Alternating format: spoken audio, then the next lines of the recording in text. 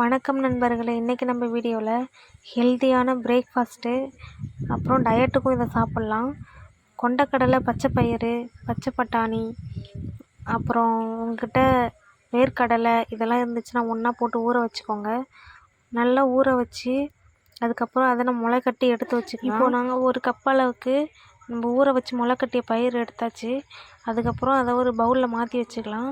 அது கூட துருவிய கோஸு, அதுக்கப்புறம் கொஞ்சம் துருவின வெங்காயம், அதுக்கப்புறம் கொஞ்சம் துருவின கேரட், இது எல்லாத்தையும் ஒன்றா சேர்த்து இது கூட கொஞ்சம் புதினா, கொஞ்சம் கொத்தமல்லி, இது ரெண்டுத்தையுமே சேர்த்து அது கூட மிளகு பொடி, ஜீரக பொடி, இது ரெண்டுத்தையுமே நல்லா சேர்த்து நல்லா மிக்ஸ் பண்ண போகிறோம். நல்லா மிக்ஸ் பண்ணி விட்டதுக்கப்புறம் கொஞ்சம் தயிர் ஆட் பண்ணிவிட்டு அதை நல்லா மிக்ஸ் பண்ணிக்கலாம். உங்களுக்கு டேஸ்ட்டுக்கு தேவைன்னா கொஞ்சமாக சால்ட் போட்டுக்கோங்க. இது பிரேக்ஃபாஸ்ட்டாக நம்ம சாப்பிட்டுக்கலாம். சின்ன குழந்தைக்கெல்லாம் கொடுத்தா ரொம்ப ஹெல்த்தியாக இருப்பாங்க.